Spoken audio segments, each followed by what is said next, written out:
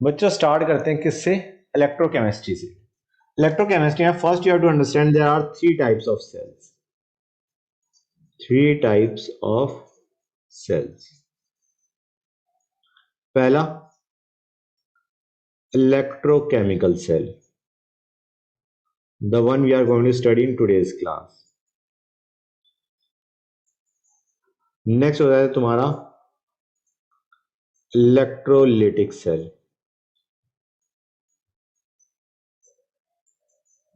और तीसरा तुम्हारा होता है कंडक्टिविटी सेल।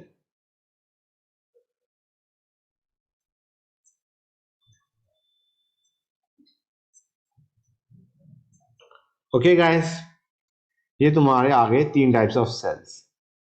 उनमें से सबसे पहले हम डिस्कस करेंगे electrochemical cell. First will discuss electrochemical cell. उस पे आते हैं, इलेक्ट्रोकेमिकल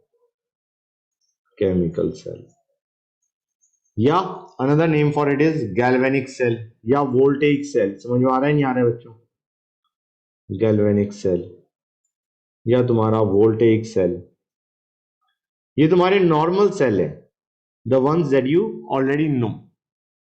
ठीक है बच्चों, जो तुम्हारा क्या होते हैं, जैसे तुम्हारी जो बैटरी है या सेल है AAA AA size, those are electrochemical cell. वो क्या है? These are such a device, it is a device which converts chemical energy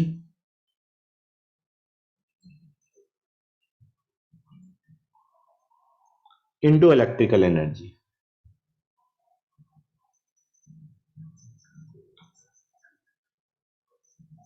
यहां तो कोई डाउट बच्चों? केमिकल एनर्जी को इलेक्ट्रिकल एनर्जी में कन्वर्ट करता है। How? Through redox reactions.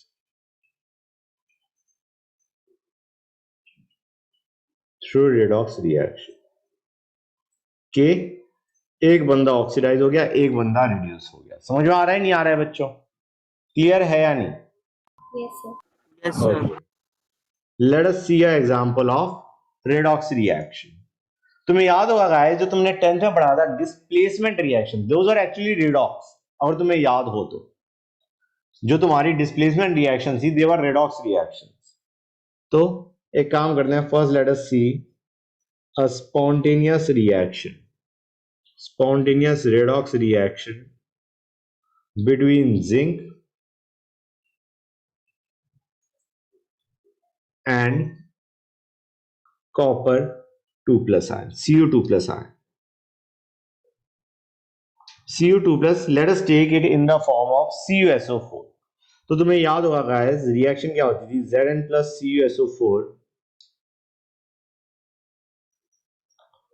used to give us ZnSO4 plus Cu। हाँ या ना बच्चों? Yes. Now this idiot is the idiot getting reduced and this is the guy getting oxidized। यहां तक समझ आ रहा है नहीं आ रहा है बच्चों? क्लियर है यहां तक? And what was the setup? Setup simple सा होता था हमारा, कंटेनर है जिसमें तुम्हारे पास कॉपर सल्फेट का सॉल्यूशन है, उसमें हमने जिंक रॉड गिरा दी। You have got a zinc rod in a copper sulfate solution, इसका aqueous solution, इसको मैं aqueous लिख दूं। ठीक है बच्चों? अब तुम्हारा क्या होगा? जिंक कहेगा, समझो guys, try to understand it. Zinc कहेगा मेरी ऑक्सीडाइज होने की टेंडेंसी ज्यादा है कॉपर से, तो आई कैन गेट ऑक्सीडाइज, मतलब मेरी ऑक्सीडाइज होने की टेंडेंसी ज्यादा है, तो I am the one who is going to get oxidize. Zinc कहेगा भाई मैंने अपने इलेक्ट्रॉन फेंक दिए किस पे बच्चों? रॉड पे, और खुद बना दिया Zn2+। ये चीज समझ में आ रही है नहीं आ रही है बच्चों? जिंक ने अपने इलेक्ट्रॉन रॉड पे छोड़े और क्या बना दिया? Zn2+। इसको मैं स्टेट भी लिख देता हूं, बेटर रहेगा। जिंक सॉलिड था, इस बंदे ने क्या बनाया? Zn2+। Okay, aqueous. फाइन, दो इलेक्ट्रॉन छोड़ दिए रॉड के ऊपर। Cu2+ ने कहा फाइन, तुमने छोड़ दिए, मैंने वो इलेक्ट्रॉन ले लिए, रॉड पे जाके इलेक्ट्रॉन्स ले लिए और क्या बना दिया, कॉपर। समझ में आ रहा है नहीं आ रहा है बच्चों? Zinc lost the electrons and went into the solution as Zn2 plus. Cu2 plus ने कहा fine, I will accept those two electrons and I will form copper and I will stick to that rod. समझ में आ रहा है नहीं आ रहा है बच्चों? क्लियर है यहां तक? This is your oxidation part, this is your reduction part, redox reaction. Overall reaction को देखा जाए तो क्या होगा, that will B Zn plus Cu2 plus giving you Zn2 plus plus Cu। हाँ या ना बच्चों? यहां तक कोई doubt guys? No, sir. Good. So that is your overall reaction guys. और इसमें तुम देख रहे हो इलेक्ट्रॉन्स ट्रांसफर हो रहे हैं। इलेक्ट्रॉन्स ट्रांसफर कहां से कहां पे हो रहे हैं? जिंक से कॉपर को मिल रहे हैं, मतलब Zn से Cu2 प्लस को मिल गए and Cu2 plus accept those two electrons and form Cu। हाँ है ना? तो बेसिकली हम क्या कह सकते हैं, इलेक्ट्रॉन्स आर ट्रांसफर्ड। ट्रांसफर हो रहा है इलेक्ट्रॉन्स का from Zn solid to Cu2 plus to Cu2 plus। समझ में आ रहा है नहीं आ रहा है गाइस? तो गाइस इलेक्ट्रॉन्स का मूवमेंट तो है, movement in the sense transfer तो हो रहा है, बट द प्रॉब्लम इज इसको हम यूटिलाइज नहीं कर पा रहे टू गिव अस इलेक्ट्रिसिटी। समझ में आ रहा है नहीं आ रहा है बच्चों? इलेक्ट्रॉन्स का अगर मूवमेंट हो पाता प्रॉपर थ्रू अ वायर, तो हमारा we could have used it to you know मतलब बल्ब लगा दोगे तो बल्ब जल जाएगा, फैन लगा दोगे फैन चल जाएगा। समझ आ रहा है नहीं आ रहा है बच्चों? Basically to convert it into electrical energy there should be movement of electrons. जहां पे इलेक्ट्रॉन्स ट्रांसफर हो गए लेकिन वो मूवमेंट हमें ढंग से नहीं कर देख पाया।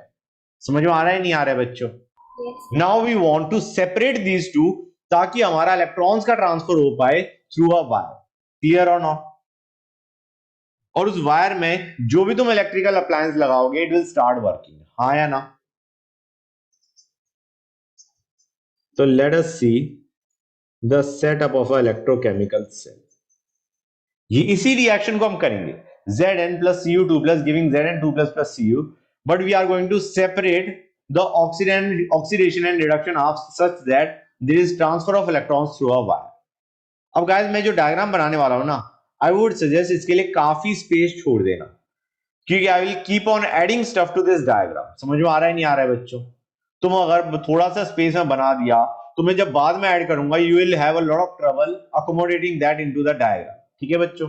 तो काफी स्पेस छोड़ना, मुझे पता है कितना स्पेस छोड़ना है बट यू डोंट नो, तो इसीलिए मैं कहूंगा ज्यादा स्पेस छोड़ दो।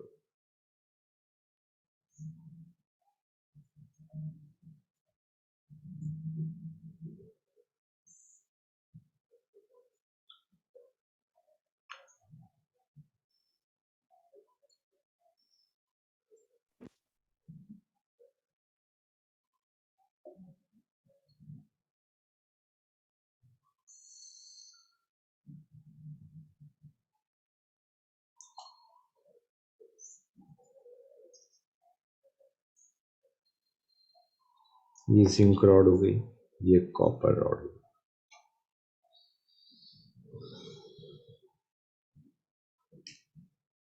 Hold on।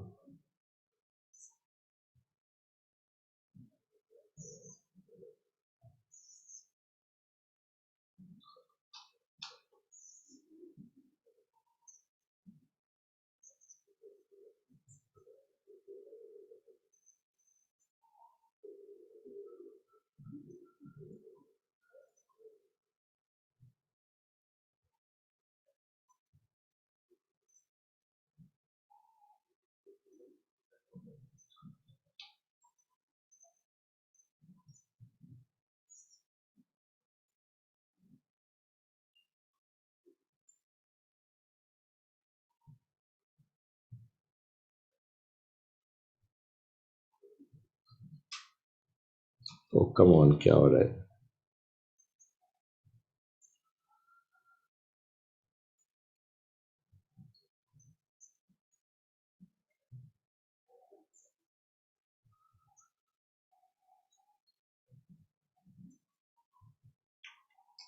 बच्चों कितना डायग्राम बना लिया गाइस? राइट। अब देखो बच्चों, यहां पे हमने क्या किया, हमने जिंक रॉड ली। जिंक रॉड को हमने किस में डिप करा हुआ है? ZnSO4 के सॉल्यूशन में। एक हमने कॉपर की रॉड ली, उसे डिप कर दिया कॉपर सल्फेट के सॉल्यूशन में। जिंक को ZnSO4 के सॉल्यूशन में डिप कर दिया, कॉपर रॉड को CSO4 के सॉल्यूशन में डिप कर दिया। अब गाइस पहली चीज, ये जो हमारी दो रॉड हैं, these are known as electrode, zinc electrode, copper electrode. यहां तक कोई डाउट बच्चों?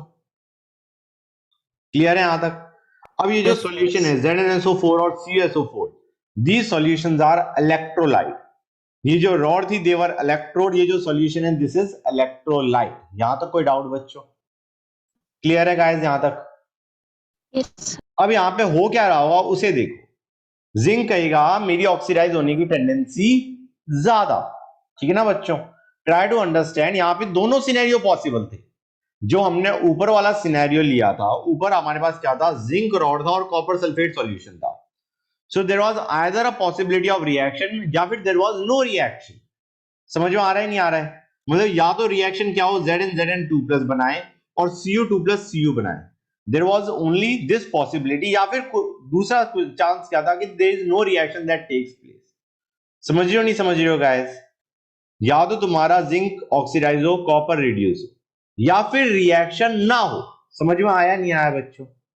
क्लियर है यहां तक? जो नीचे डायग्राम बनाया है उसमें दोनों पॉसिबिलिटी है। हो सकता है कि जिंक Zn2+ बनाए, ये जो मैं बता रहा हूं इसको ध्यान से सुनते आना। जिंक ने Zn2+ बनाया, इलेक्ट्रॉन रिलीज करे रॉड पे, वो इलेक्ट्रॉन जाके दूसरे साइड में गए और यहां पे जो Cu2+ है सॉल्यूशन में, वो इस रॉड पे गया, इलेक्ट्रॉन्स लिए और कॉपर बना दिया। समझ में आया या नहीं आया? फिर से समझो, पहली पॉसिबिलिटी क्या है, जिंक Zn2+ बनाए, इलेक्ट्रॉन उसने अपनी रॉड पे छोड़ दिए, जिंक रॉड पे। वो इलेक्ट्रॉन दौड़े दौड़े किस साइड में गए, कॉपर वाली साइड में। उस कॉपर रॉड पे इलेक्ट्रॉन्स आ चुके हैं। अब Cu2+ जो कि सॉल्यूशन में है in the form of CSO4, वो बंदा कॉपर की रॉड पे जाए, इलेक्ट्रॉन ले, कॉपर बनाए एंड स्टिक्स टू रॉड। ये चीज समझ में आई नहीं आई बच्चों? क्लियर है या नहीं? Yes. Yes sir. किसी बच्चों को कोई डाउट? ऐसे सिनेरियो में जिंक रॉड पतली होती जाएगी क्योंकि Zn2 की फॉर्म में कूद गया सॉल्यूशन में, और तुम्हारा कॉपर रॉड थिक होती जाएगी क्योंकि Cu2+ उस रॉड पे जाके इलेक्ट्रॉन्स लेके कॉपर बना रहा है और चिपकता जा रहा है। मतलब zinc rod will get thinner, copper rod will get thicker. हाँ या ना? अब यहां पे एक और पॉसिबिलिटी भी थी। वो पॉसिबिलिटी क्या थी? जस्ट इमेजिन कि तुम्हारा Cu2+ बना रहा है, ठीक है ना बच्चों? Cu2+ बना रहा है, कॉपर टूट के Cu2+ बनाया, इलेक्ट्रॉन्स रिलीज हुए इस रॉड पे, दौड़ते दौड़ते दूसरी साइड में गए। यहां पे इलेक्ट्रॉन्स आते ही Zn2+ ने सॉल्यूशन में से जाके रॉड पे गया, इलेक्ट्रॉन्स लिया और जिंक बना दिया। समझ में आ रहा है नहीं आ रहा है बच्चों? यहां तक कोई डाउट गाइस बताओ भाई? नो मतलब सर। यहां पे दोनों पॉसिबिलिटी थी। ऊपर वाला जो हमने केस लिया था उसमें तो हमारे पास जिंक था, Cu2+ था। यहां पे हमारे पास कॉपर और Zn2+ भी प्रेजेंट है। समझ में आ रहा है नहीं आ रहा है बच्चों? मतलब यहां पे दोनों पॉसिबिलिटी है। ऊपर वाली रिएक्शन में या तो रिएक्शन होगी या कुछ नहीं होगा। यहां पे दोनों पॉसिबिलिटी है because we have got zinc ZnSO4 का सॉल्यूशन, CuCSO4 का solution. Since we have got a copper rod, there was also a possibility कि कॉपर Cu2+ बनाए, इलेक्ट्रॉन्स यहां से रिलीज होकर दूसरी साइड में जाए और यहां पे जो इलेक्ट्रॉन्स है उनको Zn2+ आयन ले और क्या बना दे, जिंक। यहां तो कोई डाउट गाइस? ये चीज समझ में आई नहीं आई ये बता दो मुझे बच्चों। राइट। तो अब यहां पे दोनों पॉसिबिलिटी है, तो देखा क्या गया कि यार जिंक ऑक्सीडाइज हुआ और कॉपर रिड्यूस हुआ। समझ में आ रहा है नहीं आ रहा है बच्चों? That is something that was factually observe कि यार नहीं, कॉपर ने इलेक्ट्रॉन्स लूज नहीं करे, जिंक ने इलेक्ट्रॉन्स लूज करे, Zn2+ बनाया, इलेक्ट्रॉन्स दूसरी साइड में कॉपर की रॉड पे गए, वहां से Cu2+ सॉल्यूशन में जो था वो कॉपर की रॉड पे आया, इलेक्ट्रॉन्स लिए और न्यूट्रलाइज हुआ, एक तरीके चार्ज खत्म हो गया and it sticks to rod. That is what was observed. हाँ या ना? ठीक है ना बच्चों? क्लियर है यहां तक? अब गाइस डू यू रियलाइज, अगर हमारा यहां पे, अब मैंने तुम्हें बता दिया दिस इज अ फैक्ट कि तुम्हारा जिंक Zn2+ बनाएगा, इलेक्ट्रॉन्स कॉपर की साइड में गए, वहां से Cu2+ ने इलेक्ट्रॉन लिया और कॉपर बनाया and sticks to rod. This is something now that you know. तो गाइस जब Zn2+ बनाएगा तो इलेक्ट्रॉन्स कहां पे रिलीज हो रहे हैं? इस साइड पे रिलीज हो रहे हैं, नहीं हो रहे हैं? क्लियर और नॉट? मतलब this electrode is your negatively charge, हाँ या ना बच्चों? क्लियर है या नहीं? ये इलेक्ट्रोड नेगेटिवली चार्ज होगी या नहीं होगी? क्योंकि तुम्हारा Zn2+ बना रहा है, इलेक्ट्रॉन्स वो इस रॉड के ऊपर छोड़ रहा है। ये चीज समझे या नहीं समझे guys? Yes sir. Yes sir. तो this is your negative electrode. अब यहां पे क्या हो रहा है? कॉपर इलेक्ट्रोड पे यार Cu2+ इलेक्ट्रॉन्स लेके कॉपर बना रहा है, मतलब यहां पे इलेक्ट्रॉन्स कंज्यूम हो रहे हैं, हाँ या ना? यहां पे Cu2+ इलेक्ट्रॉन्स लेके कॉपर बना रहा है, तो यहां पे electrons are getting consumed. Correct और नॉट गाइस? ये चीज समझ आई नहीं आई? Yes sir. इधर इलेक्ट्रॉन्स रिलीज हो रहे थे जिंक रॉड पे, कॉपर इलेक्ट्रोड पे तुम्हारा इलेक्ट्रॉन्स कंज्यूम हो रहे हैं, क्योंकि Cu2+ वो इलेक्ट्रॉन ले लेके कॉपर बनाया जा रहा है। तो this is your positive electrode. यहां तक कोई डाउट बच्चों? क्लियर है यहां तक? यस। अब इन दोनों को हाफ सेल बोलते हैं। This is a half cell and this is your half cell. यहां तक कोई डाउट गाइस? क्लियर हो गया यहां तक? दोनों ही तुम्हारे हाफ सेल है। गाइस ऑक्सीडेशन कौन से हाफ सेल में हो रही है? लेफ्ट साइड वाले में या राइट हैंड साइड वाले में? ऑक्सीडेशन रिएक्शन कोई बताए? लेफ्ट वाले में, क्योंकि Zn2+ बना रहा है। तो गाइस ये तुम्हारा है ऑक्सीडेशन हाफ।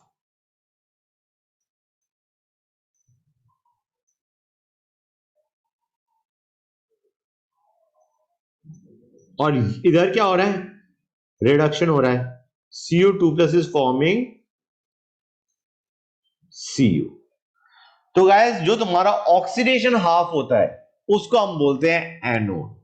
ऑलवेज जो ऑक्सीडेशन हाफ है वो तुम्हारा क्या है? एनोड। जो रिडक्शन हाफ है उसे हम क्या बोलते हैं? कैथोड। तो basically your zinc is serving as anode, copper electrode is serving as cathode. समझे या नहीं समझे गाइस? बच्चों क्लियर हो गया यहां तक? Yes sir. और इलेक्ट्रोकेमिकल सेल के अंदर एनोड पे चार्ज क्या है बच्चों? नेगेटिव। कैथोड पे चार्ज क्या है बच्चों? Positive. The negative terminal is anode and the positive terminal is cathode in case of electrochemical cell. हाँ या ना?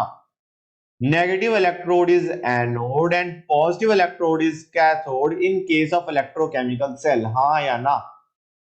Yes sir. Right? इसको मैं लिख देता हूं। Anode is your negative terminal and cathode is your positive terminal. Guys कौन सा पॉजिटिव होगा कौन सा नेगेटिव होगा? That depends on the type of cell. Electrochemical cell की बात करी जा रही है या इलेक्ट्रोलाइटिक सेल की बात करी जा रही है, but the thing which remain same is जिस साइड में ऑक्सीडेशन हो रहा है उसे बोलते हैं एनोड, जिस साइड में रिडक्शन हो रहा है उसे बोलते हैं cathode. That does not change. समझ में आया नहीं आया बच्चों? क्लियर है यहां तक? कोई डाउट किसी बच्चे को? No sir. गुड। इलेक्ट्रॉन का फ्लो कहां से कहां हो रहा है बच्चों? इलेक्ट्रॉन का फ्लो यहां से यहां हो रहा है। मैं इस एरो को हटा के anode to cathode. Correct. Electron का फ्लो। तो कोई करंट का फ्लो कहेगा तो कहां से कहां कहेगा? Cathode to anode. Very good. कौन सा बच्चा है ये जो रिप्लाई कर रहा है? ईशान। ओके यहां तक समझ गए गाइस? कोई डाउट किसी बच्चे को? गुड। मेरे ख्याल से डाउट आना भी नहीं चाहिए था। अब पहली चीज बच्चों, इलेक्ट्रोलाइट जो हम लेते हैं जनरली वो उसी मेटल का सॉल्ट होता है जो कि हमारा metal which is forming the electrode. समझ में आ रहा है नहीं आ रहा बच्चों? Electrolyte is generally salt of the metal forming the electrode। ठीक है बच्चों? जैसे जिंक के साथ ZnSO4, कॉपर के साथ CSO4। ठीक है गाइस, यहां तो कोई डाउट बच्चों? अब हमें क्या जरूरत पड़ गई?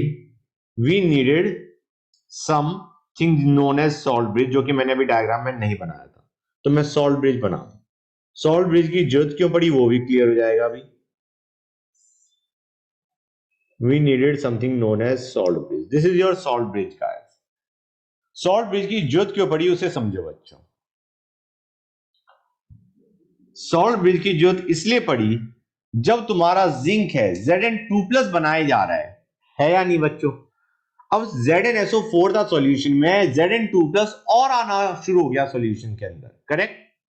ZnSO4 was already present in the solution, but now more Zn2+ is coming into the solution. हाँ या ना. क्योंकि जो जिंक रॉड से जो तुम्हारा टूट के Zn2+ है, that is going into the solution. हाँ या ना बच्चों. तो डू यू रियलाइज कि सॉल्यूशन के अंदर लेफ्ट हैंड साइड वाले सॉल्यूशन के अंदर Zn2+ की concentration will be more then the concentration of sulphate. हाँ या ना. बताओ बच्चों. गाइस, तो सॉल्यूशन तुम्हारा कैसा चार्ज हो गया? Positively charge. हाँ या ना.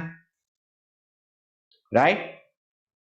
और सिमिलरली कॉपर सल्फेट साइड में Cu2+ सॉल्यूशन से हटता जा रहा है क्योंकि वो कॉपर बना रहा है. इसका मतलब राइट हैंड साइड में सल्फेट की concentration will be more than Cu2+. हाँ या ना. मतलब हाँ, that solution has somehow turn negative. हाँ या ना बच्चों. क्योंकि उस सॉल्यूशन में negative charges are more than positive. हाँ या ना बच्चों. क्लियर हो गया ना ये चीज. बिल्कुल. कि तुम्हारा लेफ्ट हैंड साइड में तुम्हारा Zn2+ is more than sulphate और राइट हैंड साइड में sulphate is more than Cu2+. मतलब तुम्हारा जो सॉल्यूशन है that is not neutral now. You have got a charge solution. Clear और नॉट बच्चों. ये चीज समझ में आई नहीं आई? गाइस बताओ. yes sir. Yes, sir. Right. तो हम क्या कहेंगे? Excess positive charge in there is excess positive charge in aqueous solution of ZnSO4 in form of Zn2+ ion.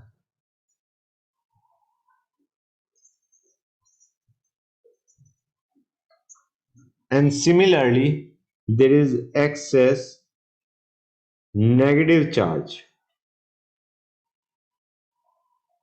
in aqueous solution of CuSO4 in form of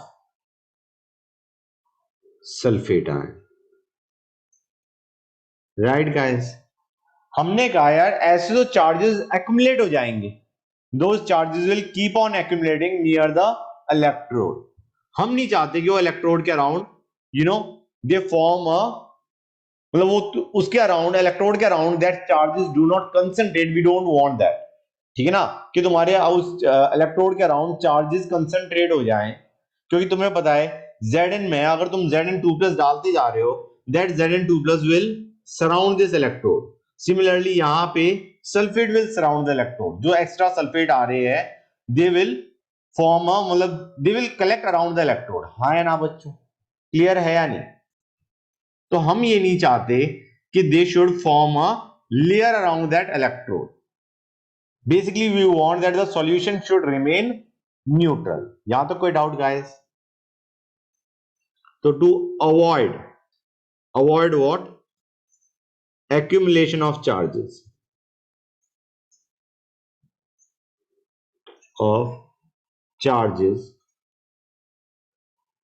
around electrode.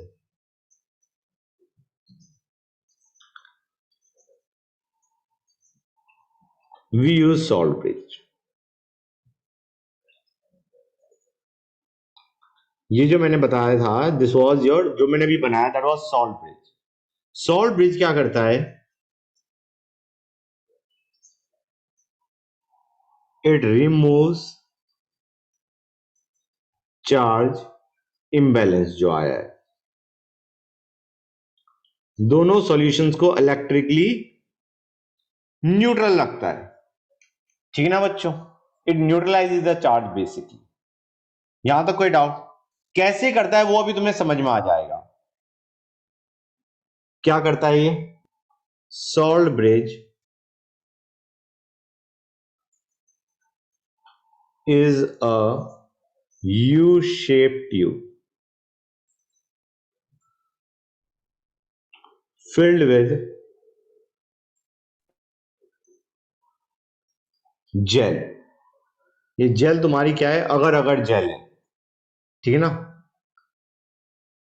It is filled with a gel like substance with dissolved electrolyte.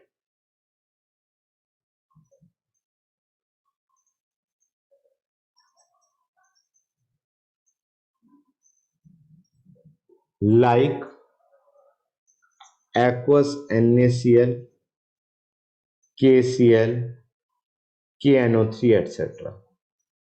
ये हम use करते हैं as electrolyte in salt bridge. अब salt bridge कर क्या रहा है उसको समझ लो, आसान सी चीज है। हम कहेंगे इसके अंदर तुम्हारा इलेक्ट्रोलाइट भरा हुआ है, समझ में आ रहा है नहीं आ रहा है बच्चों।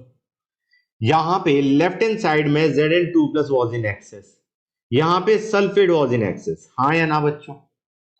तो होगा क्या, सपोजिंग तुमने KNO3 ले लिया as electrolyte in salt bridge, तो यहां पे Zn2 प्लस ज्यादा है, इस साइड से क्या निकलेगा बच्चों, NO3 माइनस। समझ में आ रहा है नहीं आ रहा है बच्चों। जितना Zn2 प्लस बनता जा रहा है वैसे ही तुम्हारा NO3 minus is coming out through this salt bridge. यहां पे सल्फेट बढ़ रहा था तो इस साइड से सॉल्यूशन से क्या निकलेगा बच्चों, K प्लस आयन। तो जितना तुम्हारा सल्फेट बनता जा रहा है उसी प्रोपोर्शन में तुम्हारा K प्लस निकलता जाएगा, and that will maintain the charge neutrality of the solution. Your solution will be electrically neutral. समझे या नहीं समझे गाइस बच्चों, ये चीज क्लियर हुई या नहीं हुई। वी उसमें डोंट कोई भी वांट सॉल्ट डाल सकते हाँ बेटा बोलो। हैं, उसमें कोई भी सॉल्ट डाल सकते हैं। नहीं, ये सॉल्ट ब्रिज के अंदर हाँ सर। बेटा इसमें एक और कंडीशन भी होती है, यहां से तुम्हारा नेगेटिव निकलेगा और यहां से तुम्हारा पॉजिटिव आयन निकलेगा, ठीक है बच्चों। क्योंकि यहां पे सल्फेट ज्यादा था और यहां पे Zn2 प्लस ज्यादा था। यहां तक कोई डाउट बच्चों कि क्या चीज निकलेगी। अब निकलने के लिए भी हमें एक चीज चाहिए कि यार जो आयंस है ना उनकी मूव करने की tendency should be same, they should be having same ionic mobility या सेम आयनिक वेलोसिटी। उनका जो मूवमेंट है थ्रू द सॉल्ट ब्रिज से नीचे सॉल्यूशन में निकलने की जो उनकी स्पीड है, इट शुड बी कंपेरेबल। समझ में आ रहा है नहीं आ रहा है बच्चों, कि जितना जितना एक साइड से K प्लस निकल रहा है उतना ही दूसरी साइड से NO3 माइनस निकलना चाहिए। ये नहीं एक साइड से जल्दी निकल रहा है एक साइड से धीरे निकल रहा है। अब कोई डाउट बेटा? नहीं सर। गुड। तो पहली चीज वही चीज जो मैंने लिखा था, चार्ज इंबैलेंस को रिमूव करता है। It basically it helps maintain electrical neutrality, के solution should be neutral in two half sales.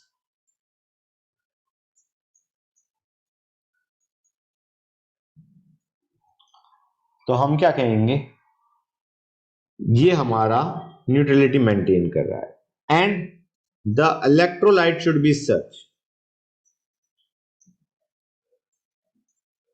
जो मैंने अभी बताया था वही लिख रहा हूं मैं, it should be such that speed of cation and anion are same. Basically ऊपर स्पीड कर को दो हम क्या बोलते हैं, आयनिक मोबिलिटी भी बोलते हैं। हाँ बेटा बोलो। सर, एक बार थोड़ा सा ऊपर कर दो। ओके, ये लो कर लो नोट।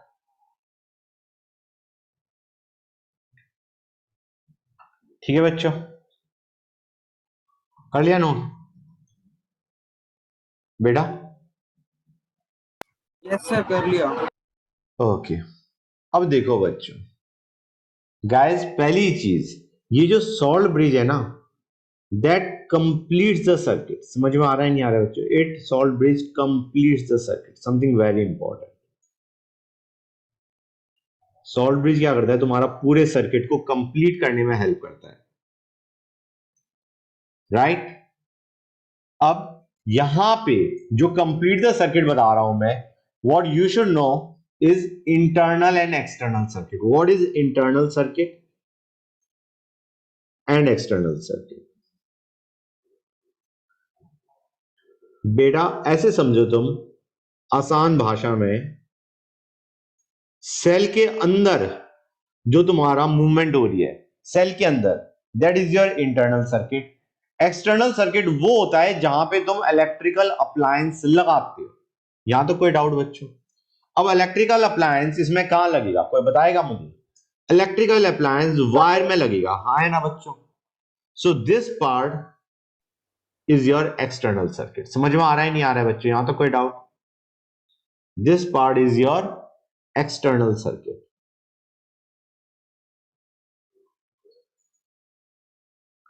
तो एक्सटर्नल सर्किट में क्या हो रहा है बच्चों? There is flow of electrons. Internal circuit हो गया which is a part of the cell. Cell के अंदर मूवमेंट, हम कहेंगे यार जो सेल के अंदर मूवमेंट हो रही है that is due to ion. Basically salt bridge है that is completing the circuit, हाँ है ना बच्चों? क्लियर है या नहीं? Yes, sir. सॉल्ट ब्रिज है that is completing the circuit. इसको मैं फिर से बनाता हूं। तो गाइस ये जो है हमारा, कुछ ज्यादा मैस मच गया क्या? मेरे को लग तो रहा था इतना बड़ा मैस नहीं मचना चाहिए। चलो एनीवे, ये जो है तुम्हारा this is your internal circuit बच्चों। तो इंटरनल सर्किट में किस चीज की मूवमेंट हो रही है? आयंस की, हाँ या ना? There is movement of ions, ions का फ्लो है। फैक्ट टू लर्न है गाइस, और कुछ नहीं है। मतलब मैंने एक बार समझा दिया, अब तुम्हें याद होना चाहिए। यहां तो कोई डाउट बच्चों? बताओ भाई। No sir. No, sir. External circuit में तुम्हें अगर बल्ब लगाना है तो that bulb will start glowing. This is your external circuit जहां पे तुम्हारे इलेक्ट्रिकल अप्लायंस लगते हैं। और इंटरनल सर्किट हो गया पार्ट ऑफ द सेल जहां पे तुम्हारा आयंस का फ्लो हो रहा है। ओके गाइस, ये हमारा हो गया। अब हमने कहा हाउ डू वी नो कि यार क्या ऑक्सीडाइज होगा क्या रिड्यूस होगा। हम कहेंगे यार बहुत सालों पहले, मतलब बहुत सालों पहले नहीं, कुछ साल पहले तुमने क्या पढ़ा था? रिएक्टिविटी सीरीज पढ़ी थी, हाँ है ना बच्चों? Yes sir. राइट। तो रिएक्टिविटी सीरीज क्या थी वो मैं बताता हूं, पहले मैं लिख दूं। Such spontaneous reaction, these reactions are spontaneous. कि जिंक नया इलेक्ट्रॉन्स लूज करे, कॉपर ने इलेक्ट्रॉन्स गेन करे when you connect zinc and copper together. तो सच स्पॉन्टेनियस रेडॉक्स रिएक्शन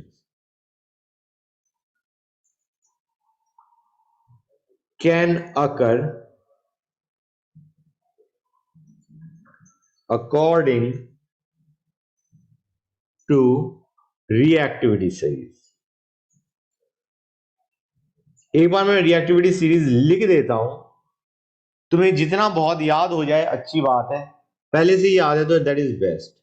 के N A C M G A L zinc iron lead hydrogen copper mercury silver gold. Guys ये जो reactivity है तुम्हारी जो हम बात करें, we are actually talking about tendency to get oxidise. समझ में आ रहा है नहीं आ रहा है बच्चों? ये जो भी हमने रिएक्टिविटी की बात करी, this chart that we have made, this order reactivity order that we have made, this is actually your oxidation tendency. समझ में आया नहीं आया बच्चों? Tendency to get oxidised, this is telling us tendency to get oxidised, tendency to lose electrons. समझे या नहीं समझे बच्चों? इसलिए हमने क्या कहा कि जब तुम जिंक और कॉपर को लगाओगे तो ऑक्सीडाइज होने की टेंडेंसी किसकी ज्यादा है? जिंक की। जिंक 1 इलेक्ट्रॉन लूज करेगा और Cu2 प्लस इलेक्ट्रॉन गेन करेगा टू फॉर्म Cu। समझे या नहीं समझे बच्चों? This is actually your oxidation tendency that is given to us, हाँ या ना? मतलब अगर तुम एल्यूमिनियम और कॉपर लेते हो तो aluminium is the one which will get oxidised and copper is the one which will get reduced. Copper और सिल्वर को लेते हो तो silver is the one that will get reduced, copper is the one that will get oxidised, हाँ या ना? Yes sir. Good. अब आते हैं कुछ क्रैप सेल पोटेंशियल। सेल पोटेंशियल क्या है?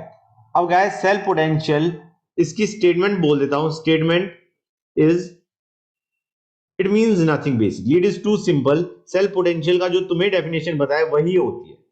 It is the driving force that makes electron move from anode to cathode.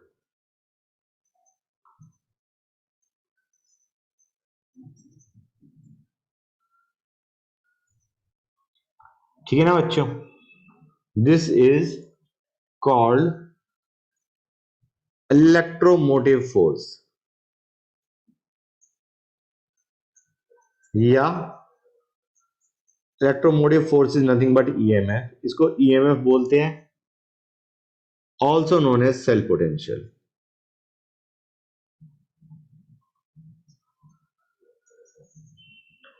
मतलब potential, cell potential is the reason that electron move from anode to cathode. Simple सी चीज, हाँ या ना बच्चों?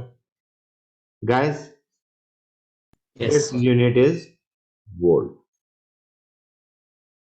ये वही डेफिनेशन है जो तुमने आई गेस 10th में पढ़ी थी, हाँ या ना बच्चों, जब इलेक्ट्रिसिटी चैप्टर कर रहे थे। सर थोड़ा सा ऊपर कर लीजिए। ये लो, ओके सर, ठीक है। ठीक है बच्चों, तो आइडिया क्या है, ये वो रीजन है कि इलेक्ट्रॉन मूव कर रहे हैं एनोड से कैथोड पे, दैट्स इट। अब ईएमएफ और सेल पोटेंशियल में थोड़ा सा फर्क है। ईएमएफ तब मेजर किया जाता है when cell is not working, when cell is not working, okay, तो it remains constant, so it remains unchange.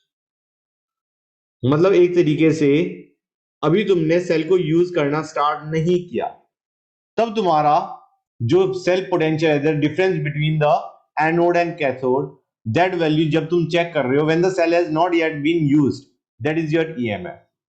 और जो पोटेंशियल है वो है when the cell is working. तो तुम रियलाइज करोगे पोटेंशियल चेंज होता जाता है, पोटेंशियल की वैल्यू कम होती जाती है, सेल तुम्हारा धीरे धीरे करके डिस्चार्ज होता जाता है, at one point of time cell becomes dead, हाँ या ना? बताओ बच्चों। तो EMF is basically cell potential only when the cell is not working. समझे या नहीं समझे गाइस? या when it has not yet been used.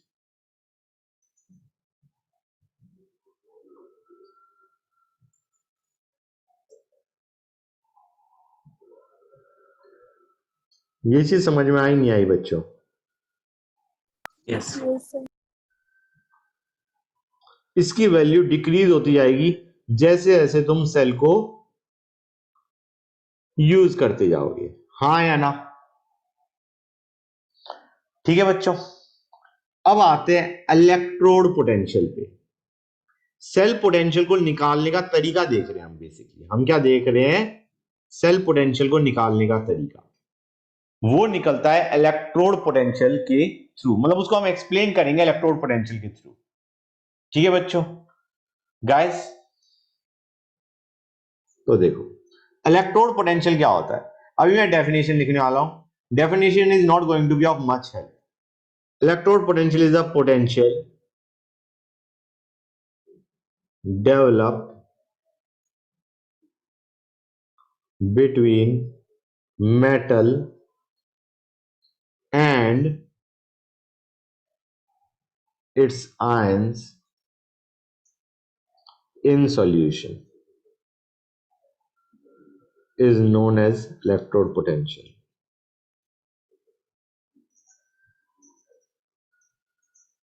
बच्चे कहेंगे सर ये क्या कहेगा? इलेक्ट्रोड पोटेंशियल का मतलब सिंपल सा ये है। पहली चीज, इलेक्ट्रोड पोटेंशियल दो तरह का होता है। इलेक्ट्रोड पोटेंशियल दो तरह का क्या, या पोटेंशियल को ऐसे मान के चलो टेंडेंसी। समझ में आ रहा है नहीं आ रहा है बच्चों? जैसे अगर मैं जिंक इलेक्ट्रोड की बात कर रहा हूं, जिंक इलेक्ट्रोड का पोटेंशियल क्या है, तो हम एक तरीके बात कर रहे हैं जिंक की टेंडेंसी क्या है। अब टेंडेंसी में दो तरह की टेंडेंसी हो सकती है, ऑक्सीडाइज होने की टेंडेंसी या रिड्यूस होने की टेंडेंसी, हाँ या ना? क्लियर है यहां तक? For any electrode you can have two tendencies, tendency to get oxidise, tendency to get reduced, हाँ या ना बच्चों? क्लियर है यहां तक गाइस? तो अगर मैं जिंक का रिडक्शन पोटेंशियल की बात कर रहा हूं, जिंक इलेक्ट्रोड का रिडक्शन पोटेंशियल की बात कर रहा हूं, then I am talking about this tendency to get reduced, हाँ या ना? अगर मैं जिंक इलेक्ट्रोड के ऑक्सीडेशन पोटेंशियल की बात कर रहा हूं तो I am talking about the tendency of zinc to get oxidised. हाँ या ना बच्चों, ये चीज क्लियर हुई या नहीं हुई? That is what Yes. We mean by electrode potential. Electrode potential term is incomplete अगर तुम सिर्फ इलेक्ट्रोड पोटेंशियल बात कर रहे हो। You should be talking about electrode का ऑक्सीडेशन पोटेंशियल या रिडक्शन पोटेंशियल। ये चीज समझ में आई नहीं आई बच्चों? और पोटेंशियल एक तरीके से टेंडेंसी बताता है कि what is the tendency to get oxidise या tendency to get reduced. Clear और नॉट बच्चों? क्लियर है यहां तक? Yes, sir. तो हमने क्या किया, इलेक्ट्रोड पोटेंशियल निकाल दिया, बहुत सारे सब्सटेंसेस का निकाल दिया।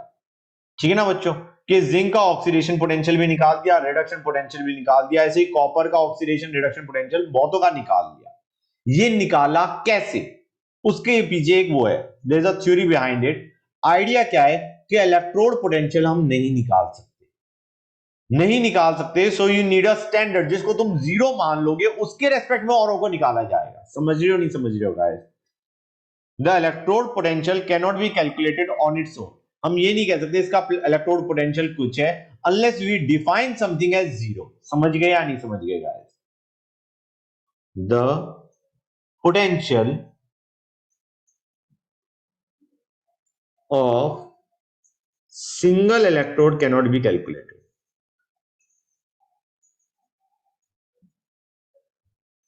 Cannot be calculated.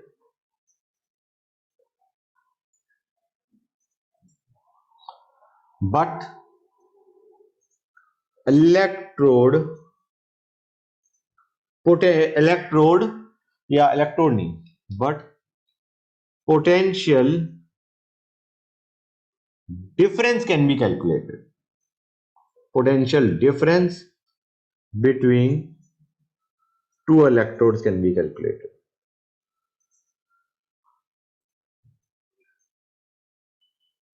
Calculated या measured.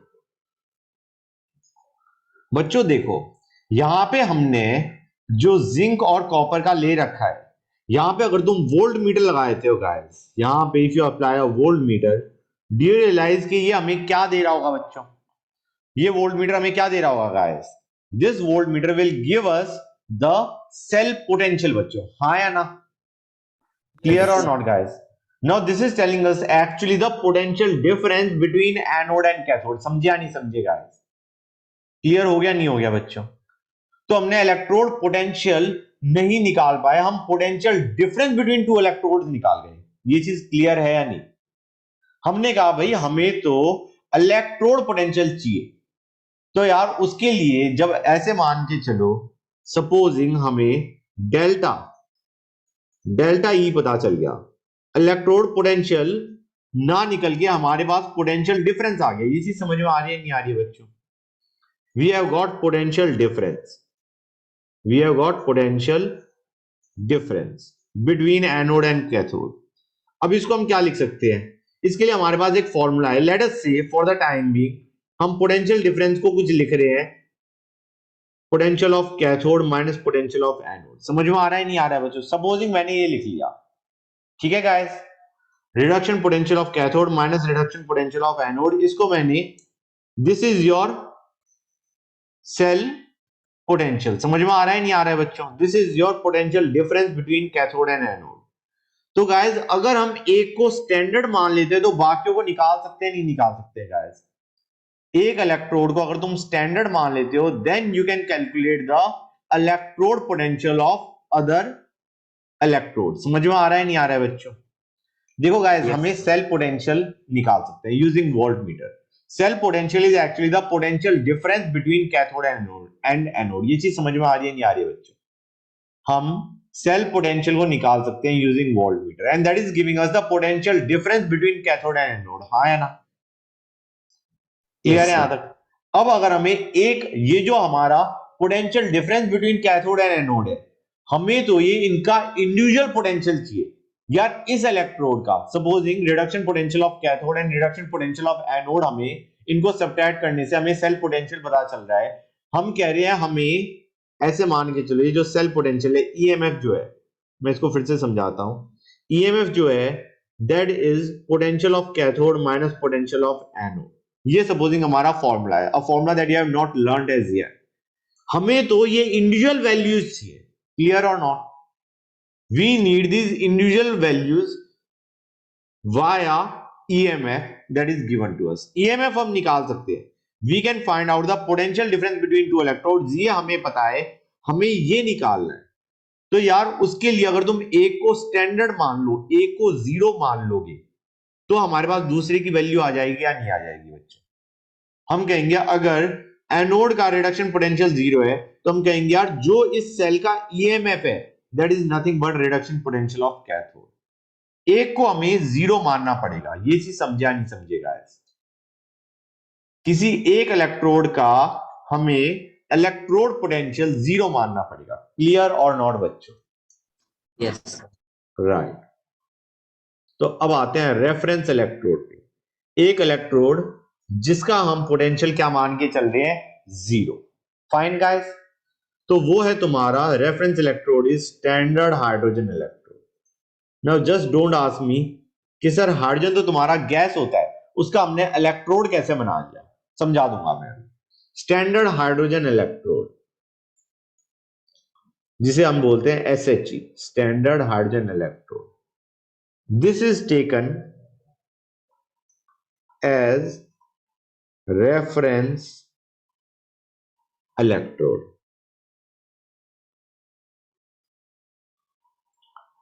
its electrode potential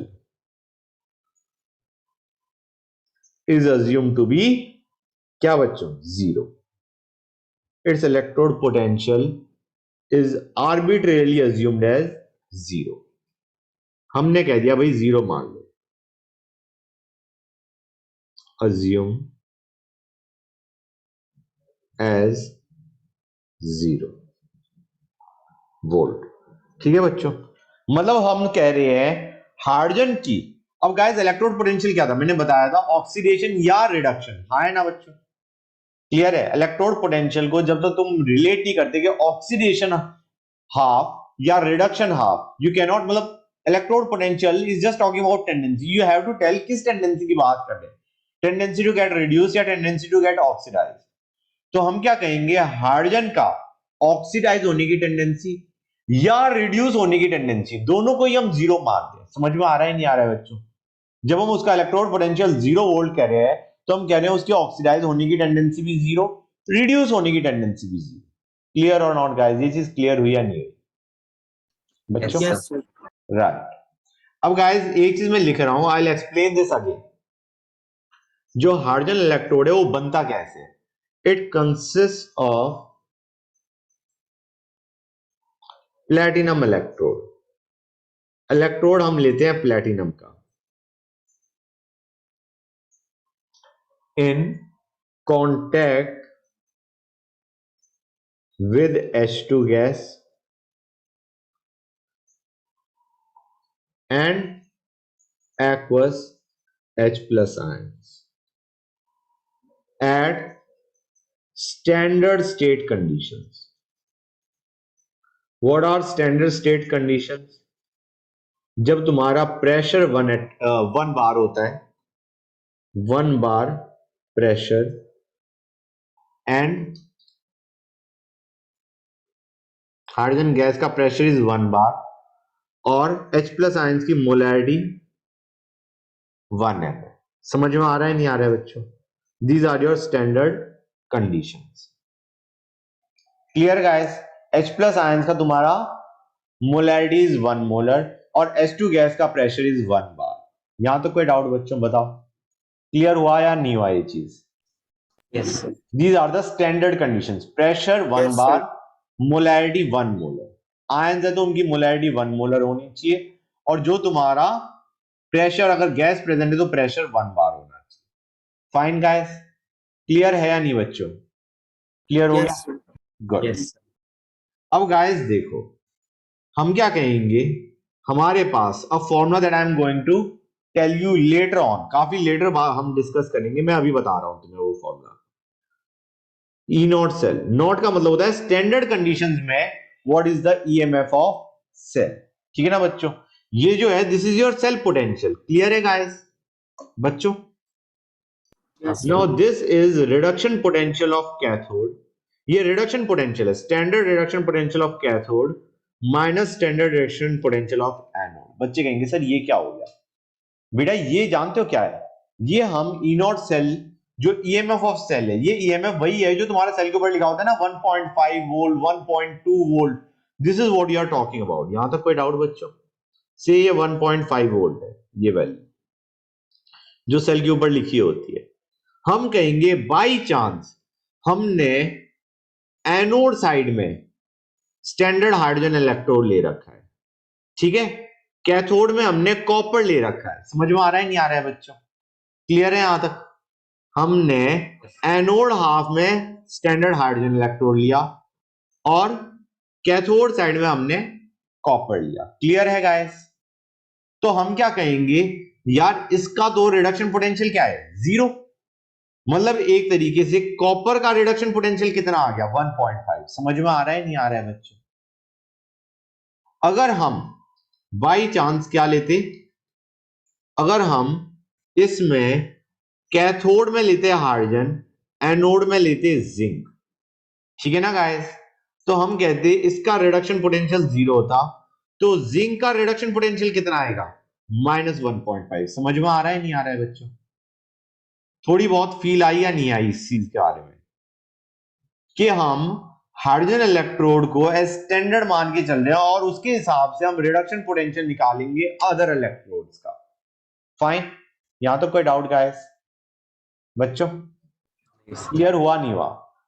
अगर थोड़ी बहुत दिक्कत आ रही है तो let me give you some, पहले मैं एक काम करता हूं, मैं थोड़ी सी और इंफॉर्मेशन देता हूं, उसके बाद I will explain this again. जब मैं हाइड्रोजन इलेक्ट्रोड का डायग्राम बनाऊंगा ना, then it will be more clear, क्योंकि अभी तो तुम्हें ये भी नहीं पता कि तुम्हारा हाइड्रोजन इलेक्ट्रोड बनता कैसे है। How is it that you take a gas as, मतलब गैस कहां से आ गई इलेक्ट्रोड के अंदर? तो guys you will realise that, let me go on in a normal manner, उसके बाद तुम्हें ज्यादा क्लियर होगा। सबसे पहले आते हैं guys notations, notations for electrochemical cell, notations for electrochemical cell. हमने इलेक्ट्रोकेमिकल सेल बनाया, उसको हमने, we are not going to make diagram every time, ठीक है बच्चों? हर बार हम डायग्राम नहीं बनाएंगे इस टाइप का जो मैंने ऊपर बनाया था। हम कहेंगे यार हमें तो बस नोटेशन में ये बना दो कि एनोड कौन सा है, कैथोड कौन सा है, ठीक है ना गाइस? तो उसके लिए we have got a notation कि कैसे लिखा जाता है। तो गाइस देखो रूल्स क्या है हमारे पास, rules for writing down the cell. तो गाइस सबसे पहली चीज क्या है, लेफ्ट साइड में हम एनोड लिखेंगे, राइट साइड में कैथोड लिखेंगे। Anode is on left and cathode half is written on right, cathode is on right। Left side में हम एनोड के बारे में लिखेंगे, राइट साइड में हम कैथोड के बारे में लिखेंगे। Second, the separation of phases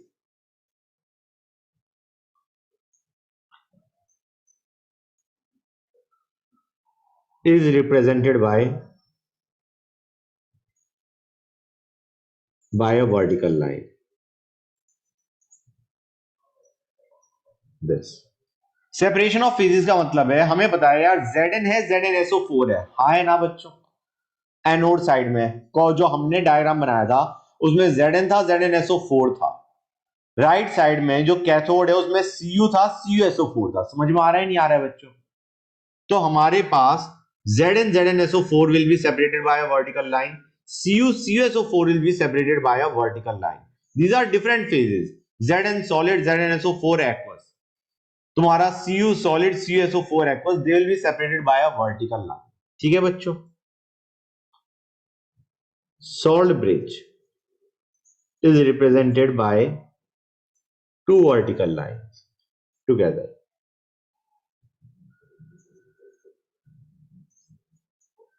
fine बच्चों, अब एक काम करते हैं, एग्जांपल लेते हैं जो हमारा जिंक और कॉपर का था। हमें पता है लेफ्ट साइड में तुम्हारा एनोड हाफ था, राइट साइड में कैथोड हाफ था, हाँ है ना बच्चों? यहां पे हमारे पास जिंक हाफ सेल है, दूसरी साइड में हमारे पास कॉपर हाफ सेल है, राइट गाइस? तो हम क्या लिखेंगे, जिंक सॉलिड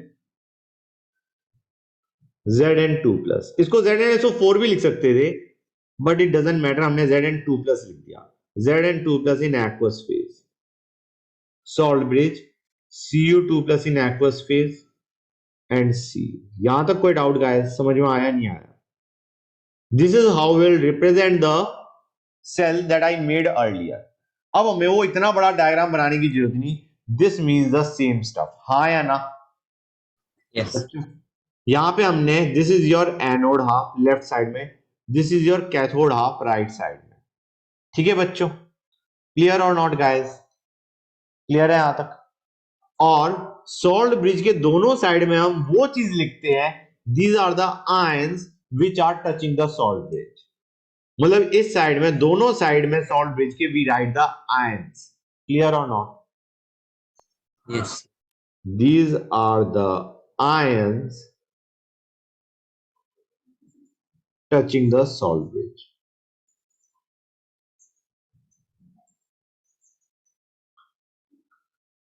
तो इसके दोनों साइड में हमारे पास क्या होते हैं, आयंस का। क्लियर और नॉट बच्चों? फाइन। फोर्थ पॉइंट, अगर गैस भी प्रेजेंट है तो हम उसका प्रेशर भी बताएंगे। ठीक है बच्चों? इफ गैस इज प्रेजेंट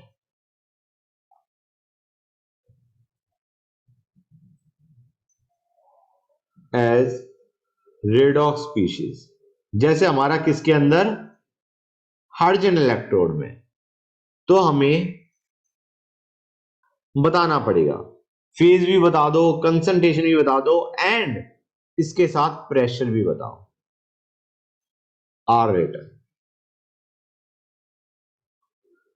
मतलब गैस होगा तो एक प्रेशर और आ जाएगा in bracket.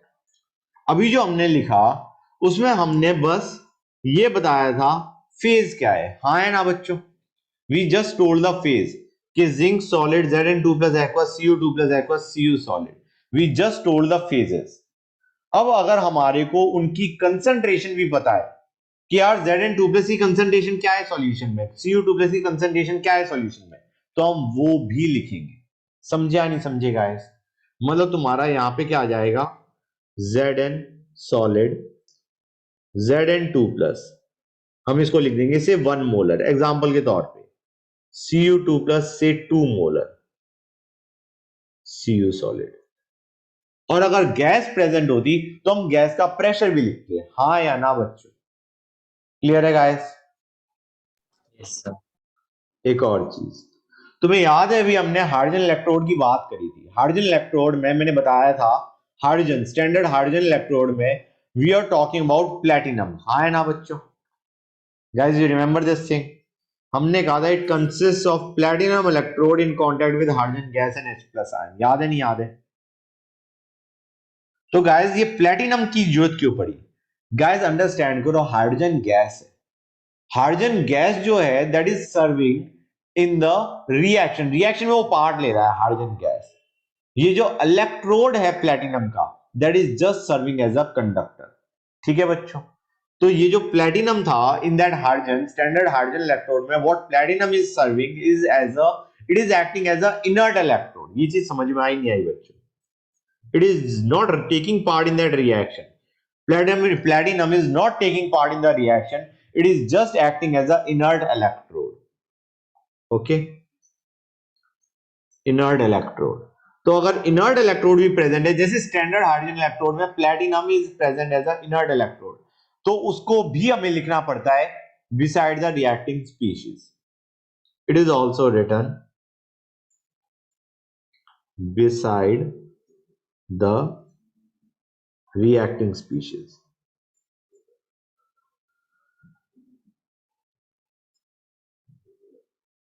although it is not taking part in the reaction, लेकिन उसको भी लिखा जाता है। Clear guys? अभी इनर्ट इलेक्ट्रोड का मतलब क्या है? It is not taking part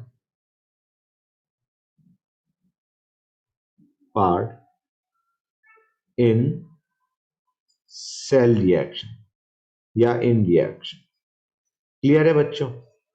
जैसा कि हमारा प्लेटिनम के केस में था। ये हमारा it is just serving as a conductor, just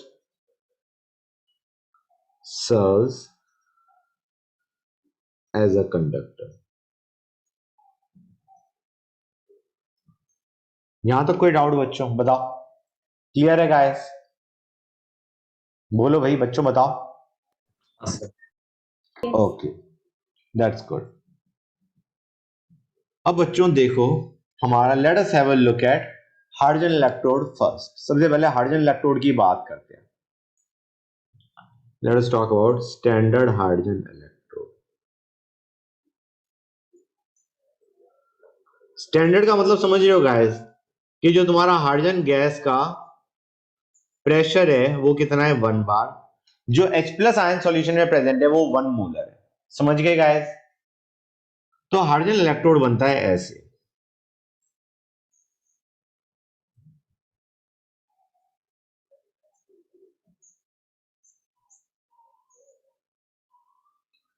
hold on,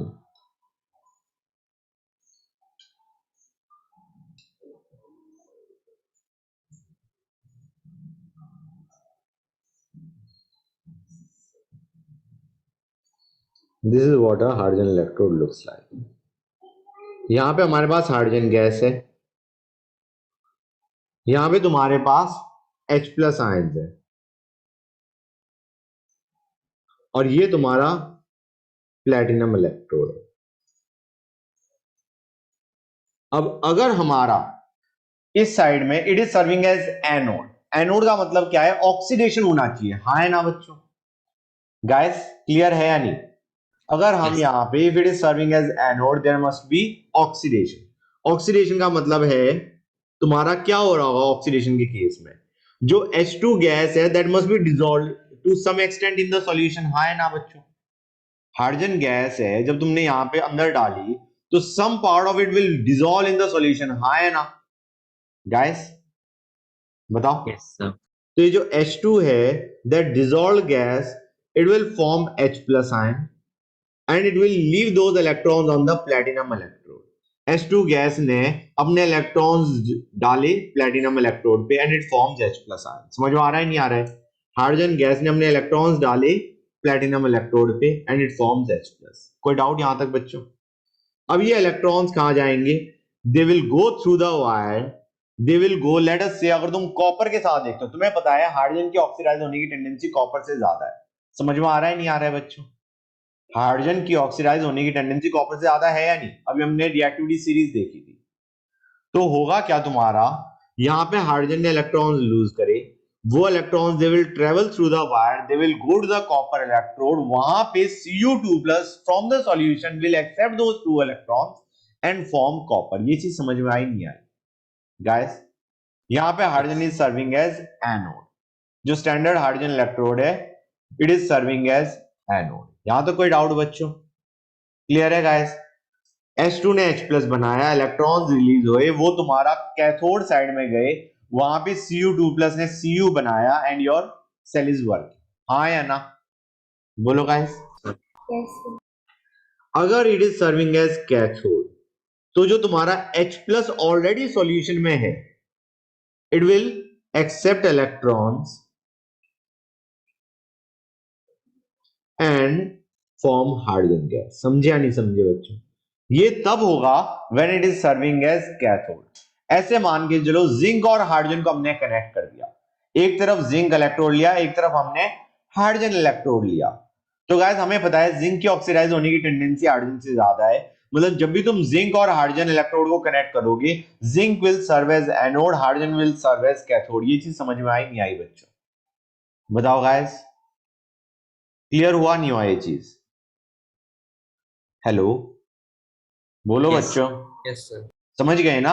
जब भी हमने जिंक और हाइड्रोजन को कनेक्ट करा zinc will serve as anode and hydrogen will serve as cathode, क्योंकि जिंक की ऑक्सीडाइज होने की टेंडेंसी हाइड्रोजन से ज्यादा है। तो जिंक क्या करेगा, इलेक्ट्रॉन्स अपने रॉड पे छोड़ेगा और खुद Zn2+ बना के पानी में कूद गया। अब वो इलेक्ट्रॉन्स ट्रेवल करके किस पे आए? हाइड्रोजन इलेक्ट्रोड पे आए। मतलब नाउ इन दिस केस, पहले वाले केस में तो इलेक्ट्रॉन्स यहां से कॉपर की तरफ जा रहे थे, अब जिंक से इलेक्ट्रॉन्स हाइड्रोजन की तरफ आए, यहां पे इलेक्ट्रॉन्स आए, यहां पे जो H+ आयन है that will go to the electrode accept electrons and form hydrogen gas, हाँ या ना? बताओ बच्चों, ये Yes, चीज sir. क्लियर हुई या नहीं हुई? क्लियर हो गई? Yes, sir. Okay, so this is what you get when you take a hydrogen electrode बच्चों। Okay, good.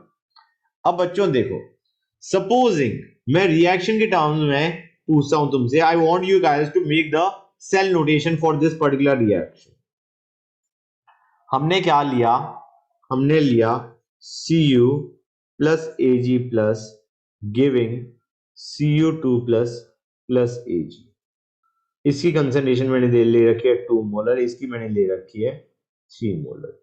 I want you to write down the cell notation. बनाओ बच्चों, बैलेंस कर देते हैं अगर बैलेंस करने की जरूरत है। ये लो, बैलेंस कर दिया मैंने। बताओ guys, write down the cell notation for this particular cell. बताओ गाइस क्या बनेगा? बना लो तो बता देना, then I will write it down and then you can compare.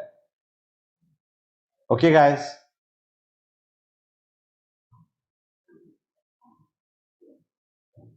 बच्चों बोलो, बना लिया? पहली चीज guys, you have to identify oxidation half कौन सा है, रिडक्शन हाफ कौन सा है। ये ऑक्सीडेशन हाफ होगा, हाँ या ना? Yes, sir. ये रिडक्शन हाफ होगा। Yes, हम sir. कहेंगे लेफ्ट साइड में ऑक्सीडेशन हाफ लिखते हैं, मतलब Cu solid Cu2 plus 2 molar, ये हमारा आ गया क्या? Anode half. अब आते हैं कैथोड हाफ, जिसमें तुम्हारा Ag प्लस और Ag है, हाँ है ना बच्चों? कैथोड पे रिडक्शन होती है ना गाइस, समझे नहीं समझे? Yes, sir. Yes. तो Ag plus 3 molar giving Ag solid. This is your cell notation.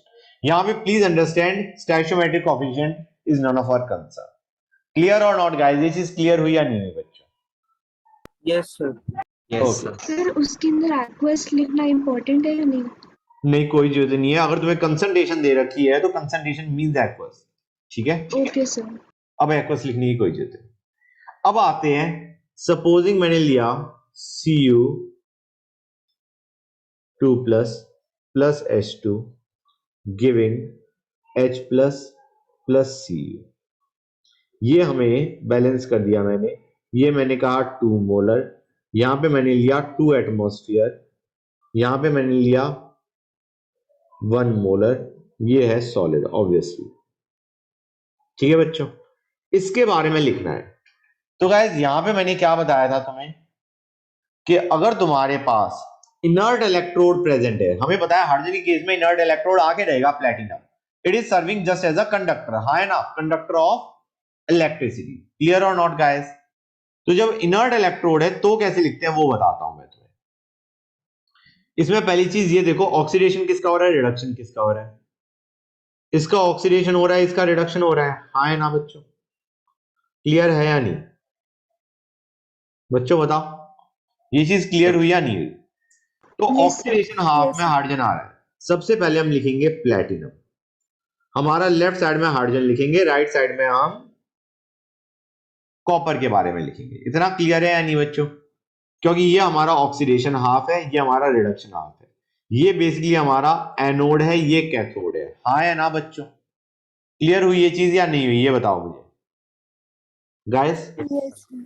तो सबसे पहले लेफ्ट साइड में हम हाइड्रोजन के बारे में लिखेंगे, प्लेटिनम सॉलिड H2, उसका प्रेशर 2 एटमॉस्फेयर या 2 बार ले लेते हैं यार, नॉर्मली बार में लिया जाता है, ऑल्दो इनमें डिफरेंस बहुत कम है, तुम्हें पता है 1.01 का है, लेकिन स्टिल मैंने बार में ले लिया, कन्वीनियंट रहेगा, ठीक है? 2 bar, then you will write H plus 2 molar, Cu2 plus 1 molar, Cu solid. समझे या नहीं समझे बच्चों? क्लियर हुआ ये चीज या नहीं हुई, ये बताओ मुझे। Yes, sir. ये हमारा हो गया। बाई चांस हमने यही काम जिंक के साथ करा होता, जिंक और हाइड्रोजन को कनेक्ट कर दिया होता, तो तुम जानते हो guys, in that case the reaction would have been something like this. In this case hydrogen would have gotten reduced and zinc would have been oxidised. समझ में आ रहा है नहीं आ रहा है बच्चों? इसको मान लो 1 मोलर, इसको मान लो 2 एटमॉस्फेयर, इसको मानो 2 मोलर। ओके गाइस, कन्वीनियंट है ना? इसमें तुम क्या कहोगे यार, ये तुम्हारा एनोड पे, ये तुम्हारा कैथोड पे, बेसिकली ये तुम्हारा ऑक्सीडेशन हाफ है, ये तुम्हारा रिडक्शन हाफ है। हाँ है ना बच्चों? तो लेफ्ट साइड में हम लिखते हैं एनोड के बारे में which is your oxidation half, right side में लिखते हैं कैथोड के बारे में which is your reduction half. तो हम पहले जिंक लिखेंगे, फिर Zn2+, कंसंट्रेशन लिख दिया हमने 1 मोलर। अब हम राइट साइड में लिखेंगे कैथोड के बारे में which is your hydrogen electrode. सबसे पहले हमने लिखे आयंस, आयंस हमारे क्या हो गए 2 मोलर, फिर हाइड्रोजन गैस जो कि तुम्हारा आ गया 2 बार। अगेन यार मैंने एटमॉस्फेयर लिख दिया, क्यों कर रहा हूं मैं ये? क्योंकि नॉर्मल जो स्टैंडर्ड है वो तुम्हारा बार चलता है, ऑल्दो फर्क पड़ता नहीं। And then you are write platinum solid. समझे या नहीं समझे बच्चों? यहां तो कोई डाउट गाइस? क्लियर हुआ या नहीं नो हुआ? Sir. Yes. Yes sir. Okay, अब बाई चांस एक और एग्जांपल लेते हैं। सपोजिंग तुम्हारा होता, एग्जांपल लेते हैं जिंक और ब्रोमीन का। Let us take another case. ये मैंने ये वाला ले लिया था, ये ले लिया था, एक और केस लेते हैं। Zn plus Br2 giving Zn2 plus Br minus। बच्चों तुम्हारा क्या हो रहा है? जिंक ऑक्सीडाइज हो रहा है, ब्रोमीन रिड्यूस हो रहा है। ठीक है बच्चों, ये ऑक्सीडाइज हुआ, ये रिड्यूस हुआ। हम क्या कहेंगे, लेफ्ट साइड में हमारा क्या लिखेंगे गाइस? जिंक के बारे में, ब्रोमीन के बारे में? Zinc. जिंक। अभी मैं इसे एक्वस ही लिख रहा हूं, डजंट मैटर, मैंने कंसंट्रेशन दी नहीं तो मैंने ऐसे ही लिख दिया। अब गाइस यहां पे Br2 है, Br माइनस है। ठीक है बच्चों, अब गाइस हम क्या करेंगे, यहां पे दोनों ही लिखने हैं। अब गाइस इंपॉर्टेंट चीज क्या है, they both are in liquid phase. ये चीज समझ में आ रही है नहीं आ रही है बच्चों? Br2 is liquid, Br minus is liquid. समझ में आ रहा है नहीं आ रहा है बच्चों? Both of them are in liquid phase, ये आएगा। And in this case obvious सी बात है, दोनों लिक्विड है तो तुम्हारा you will be using a platinum electrode. समझे या नहीं समझे guys? Now these both are in same phase, तो हमने उनके बीच में ये नहीं डाला, वर्टिकल लाइन नहीं डाली। समझ में आ रहा है नहीं आ रहा है बच्चों? क्लियर और Yes. Not guys? तो बाई चांस तुम्हें ये लिखा हुआ दे दिया होता उन्होंने, और उन्होंने कहा होता what is the reaction at anode half and cathode half. Anode half में हम क्या कहेंगे गाइस, ऐसे मान के चलो हमें आयंस दे रखे हैं, आयंस या लेट अस से जो तुम्हारी ऑक्सीडाइज्ड एंड अनऑक्सीडाइज्ड फॉर्म दोनों दे रखी है। समझ में आ रहा है नहीं आ रहा है बच्चों? या तुम्हारा नॉर्मल एंड रिड्यूस फॉर्म दोनों दे रखी है। You are given the ions, you will have to understand कि यार लेफ्ट साइड में उन आयंस में क्या रिएक्शन हो रही है, राइट साइड में क्या हो रही है। यहां पे हमें पता है इन आयंस में हमें ऑक्सीडेशन रिएक्शन लिखनी है। इसका मतलब क्या है, Zn must be giving Zn2+। In ions में हमें रिडक्शन रिएक्शन लिखनी है, मतलब Br2 must be giving Br minus. समझ रहे हो नहीं समझ रहे हो गाइस? ये चीज समझ में आई नहीं आई जो मैंने अभी बोला है? You are given the ionised and unionised form, you will have to understand in ions, मतलब आयोनाइज्ड फॉर्म और अनआयोनाइज्ड फॉर्म से how will we write down the oxidation half and reduction half. समझ रहे हो नहीं समझ रहे हो गाइस? क्लियर और नॉट? Yes, sir. मतलब बाई चांस यही चीज तुम्हें रिवर्स करके दे दी होती, रिवर्स करके उन्होंने दे दी। ये मत कहना सर ये सेल वर्क करेगा नहीं करेगा, that is a different matter. उन्होंने अगर तुम्हें ये दे दिया होता, क्या एग्जांपल के तौर पे मैं कह रहा हूं, सपोजिंग उन्होंने दिया होता PT Br2 Br minus H plus H2 Pd। तो गाइस मुझे बताओ रिएक्शन क्या हो रही होगी? एनोड हाफ में क्या हो रहा होना चाहिए, बताओ बच्चों? एनोड हाफ में what will be the reaction? तुम्हें तो आयंस दे रखे हैं, आयोनाइज्ड एंड अनआयोनाइज्ड फॉर्म दे रखी है। You will have to understand कि यार लेफ्ट साइड में हमें ऑक्सीडेशन रिएक्शन लिखनी है। अब इसके साथ और इसके साथ what is the oxidation reaction that you can have, बताओ बच्चों। Sir 2Br minus giving Br2. Right, this is the reaction occurring at anode. और कैथोड पे क्या होगा, H प्लस गिविंग H2। ये सेल वर्क करेगा या नहीं करेगा that is a different matter, but the reaction that is occurring is this. और ओवरऑल सेल रिएक्शन क्या हो जाएगी बच्चों, you will have Br minus plus H plus giving H2 plus Br2। समझ में आ रहा है नहीं आ रहा है बच्चों, that is the reaction that you will have.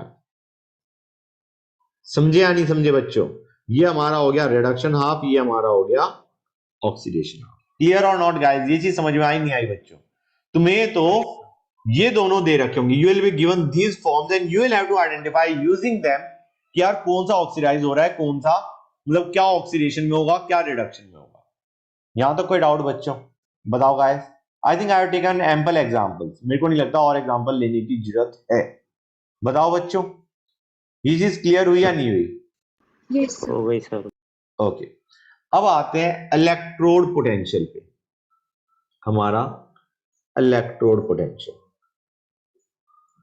Electrode potential बच्चों दो कंडीशन में हो सकता है, या तो तुम्हारा स्टैंडर्ड कंडीशंस में जिसे बोलते हैं E naught, E naught is under standard conditions, electrode का पोटेंशियल अंडर स्टैंडर्ड कंडीशंस, मतलब कंसंट्रेशन 1 मोलर, प्रेशर 1 बार। ठीक है बच्चों, क्लियर है गाइस। ई होता है electrode potential under non standard conditions. Non standard conditions में तुम्हारे पास क्या आ गया, concentration other than 1 molar, pressure other than 1 bar. Non standard conditions में जब तुम इलेक्ट्रोड पोटेंशियल निकालते हो तो we use the term E. E naught is when you calculate electrode potential under standard conditions बच्चों। क्लियर है गाइस, यहां तो कोई डाउट बच्चों, बताओ। क्लियर हो गया? Yes sir. राइट, तो बच्चों तुम ये देख सकते हो जो तुम्हारा नॉन स्टैंडर्ड कंडीशंस है, ठीक है ना गाइस, उनमें तुम्हारा जो इलेक्ट्रोड पोटेंशियल, अगर हम दो कह रहे हैं कि these are two different values, तो तुम रियलाइज कर सकते हो कि इलेक्ट्रोड पोटेंशियल डिपेंड करेगा on concentration as well as pressure. हाँ है ना बच्चों, तभी तो हमने दो अलग अलग वैल्यूज हमने डिफाइन करी, एक हो गया electrode potential under standard conditions, एक electrode potential under non standard conditions. तो हम क्या कह सकते हैं, ये जो इलेक्ट्रोड पोटेंशियल है it depends on what, depends on concentration of solution and pressure of gas। अब यहां पे एक और चीज है जिसको हमने अकाउंट फॉर नहीं किया, pressure and temperature conditions, temperature पे भी डिपेंड करता है।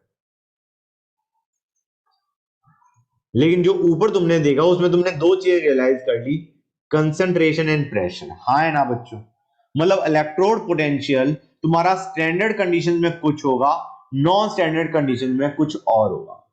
यहां तो कोई डाउट बच्चों, क्लियर है गाइस? Yes sir. गुड, अब आते हैं हम स्टैंडर्ड इलेक्ट्रोड पोटेंशियल की बात करते हैं। सबसे पहले standard electrode potential E naught, मैंने तुम्हें क्या बताया था बच्चों, this statement is not complete unless we tell we are talking about electrode का रिडक्शन पोटेंशियल या ऑक्सीडेशन पोटेंशियल। हाँ है ना बच्चों, अगर हम बात कर रहे हैं reduction potential, if you are talking about reduction potential, तो क्या होगा, तो उसको हम ऐसे लिखेंगे, सपोजिंग जिंक की बात कर रहे हैं तो we'll write it down as Zn2 plus Zn, that is how we'll write it down। मतलब Zn2 plus going to zinc, उसकी बात कर रहे हैं, उसका पोटेंशियल क्या है, समझ में आया नहीं आया बच्चों, that is how we'll write it down। अगर हमें स्टैंडर्ड ऑक्सीडेशन पोटेंशियल की वैल्यू निकालनी है या लिखनी है तो हम उसे कैसे लिखेंगे बच्चों, we'll write it down like this, E naught, supposing हमें इसी का चाहिए Zn Zn2 plus, क्लियर है या नहीं बच्चों? This is how will write it down. कोई डाउट यहां तक बच्चों? बताओ मुझे गाइस। अगर हमें ये वैल्यू दे रखी है लेट अस से -0.76, तो ये हमें क्या दे रखा है? Reduction potential of zinc. Oxidation potential की वैल्यू अगर हमें दे रखी है कुछ, मतलब जो भी दे रखा है, सपोजिंग हमें वैल्यू 0.76 दे रखा है, तो this is the oxidation potential of zinc. Zn going to Zn2+ की टेंडेंसी बता रखी है। यहां पे हमें Zn2+ गोइंग टू जिंक की टेंडेंसी बता रखी है। समझे या नहीं समझे गाइस? क्लियर हुआ नहीं हुआ बच्चों? Guys Yes, sir. अब काम की चीज क्या है? अगर किसी की रिडक्शन पोटेंशियल है -0.76, तो उसका oxidation potential will be 0.76 guys. मतलब reduction potential is negative of oxidation potential. Clear guys? E naught reduction is negative of E naught oxidation. Reduction tendency is negative of oxidation tendency. Clear or not guys?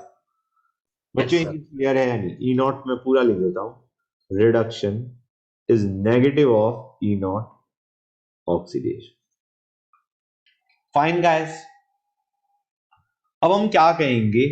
ये बहुत important चीज हो गई हमारी, ठीक है ना? मतलब अगर रिडक्शन पोटेंशियल जिंक का -0.76 है तो उसका ऑक्सीडेशन पोटेंशियल क्या आ गया? 0.76। अब आते हैं सीधा कहां पे बच्चों? Let us have a look at the formula. Formula for calculating EMF of cell. EMF of cell बच्चों, ये कैसे निकाला जाता है? या ई नॉट सेल की बात करते हैं, ईएमएफ भी under standard conditions. E naught cell कैसे निकाला जाता है? हम कहेंगे यार सेल में हो क्या रहा है उसे देखो। एनोड पे ऑक्सीडेशन हो रहा है, कैथोड पे रिडक्शन हो रहा है, हाँ है ना बच्चों? क्लियर है या नहीं गाइस? यहां तो कोई डाउट बच्चों? No, sir. एनोड पे ऑक्सीडेशन, कैथोड पे रिडक्शन। तो एक काम करते हैं, let us see the oxidation tendency of anode and add it to reduction tendency of cathode. हाँ या ना? कोई डाउट यहां तक? Oxidation tendency of anode plus reduction tendency of cathode is giving us EMF of cell. हाँ या ना? भाई ऑब्वियस सी बात है, अगर एनोड की ऑक्सीडाइज होने की टेंडेंसी ज्यादा है, कैथोड की रिड्यूस होने की टेंडेंसी ज्यादा है, तो सेल का ईएमएफ ज्यादा होगा। हाँ या ना बच्चों? बताओ।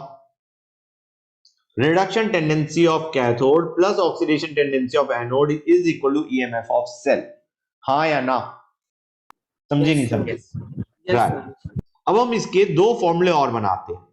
हम कहते हैं कि E naught reduction is negative of E naught oxidation. हाँ या ना?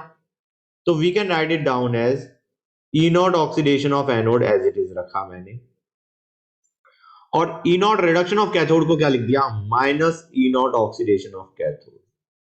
ये चीज समझ में आई नहीं आई बच्चों?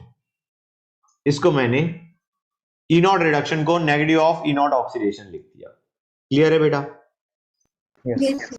सिमिलरली हम एक काम करते हैं, रिडक्शन ऑफ कैथोड को एज इट इज रखो, ई नॉट रिडक्शन ऑफ कैथोड, और E naught oxidation of anode को क्या लिख दो?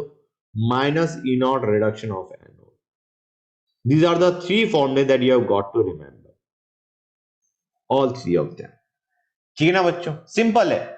Oxidation tendency of anode plus reduction tendency of cathode will give us EMF of cell. ठीक है ना बच्चों? सिमिलरली अब इस फॉर्मूले को हमने वेरी कर दिया कि reduction tendency of cathode minus reduction tendency of anode will give us EMF of cell, या oxidation tendency of anode minus oxidation tendency of cathode will give us EMF of cell. का ये चीज समझे या नहीं समझे बच्चों? बताओ मुझे गाइस। क्लियर हो गया? Yes, sir.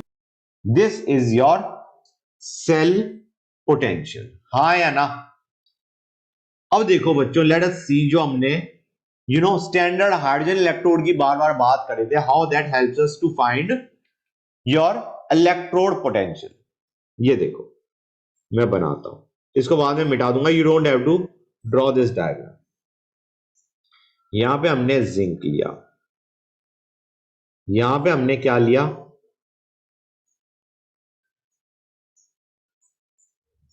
Standard hydrogen electrode लिया। बच्चों एक चीज तो तुम समझ गए, हाइड्रोजन का रिडक्शन पोटेंशियल अगर जीरो है तो ऑक्सीडेशन पोटेंशियल भी जीरो होगा, हाँ है ना बच्चों? क्लियर हुआ या नहीं हुआ? क्लियर हो गया? क्योंकि उसका ऑक्सीडेशन, हमें पता है oxidation potential is negative of reduction potential, या reduction potential is negative of oxidation potential, and that is kind of explanatory. अगर किसी का रिडक्शन पोटेंशियल ज्यादा है, सपोजिंग किसी का रिडक्शन पोटेंशियल 3 है, उसका ऑक्सीडेशन पोटेंशियल -3, मतलब उसकी ऑक्सीडाइज होने की टेंडेंसी बहुत कम है। समझ रहे हो नहीं समझ रहे हो गाइस? अगर किसी का रिडक्शन पोटेंशियल 3 है तो उसका ऑक्सीडेशन पोटेंशियल इज -3, 3 का मतलब पॉजिटिव वैल्यू, उसकी रिड्यूस होने की टेंडेंसी काफी ज्यादा है, मतलब उसकी ऑक्सीडाइज होने की टेंडेंसी बहुत कम होगी। गॉट इट और नॉट गाइस? बच्चों Yes, sir. हमने यहां पे जिंक लिया, यहां पे हाइड्रोजन लिया, हमें पता है इस सेल का ईएमएफ कितना है 0.76, हम कहेंगे that is nothing but your reduction potential of hydrogen 0 minus reduction potential of zinc. हाँ या ना बच्चों, ये चीज समझ में आई नहीं आई? मैंने कौन सा फॉर्मूला यूज किया है? मैंने ये यूज किया है। समझ में आ रहा है नहीं आ रहा है बच्चों? Reduction potential of hydrogen, the one serving as cathode, minus reduction potential of zinc serving as an. समझे नहीं समझे गाइस? Yes, sir. यहां से हमें पता चल गया रिडक्शन पोटेंशियल ऑफ जिंक कितना है, -0.76। कोई डाउट बच्चों यहां तक? अब अगर मैं यही काम करता किसके साथ? कॉपर के साथ, तो कॉपर के साथ hydrogen would have been serving as anode,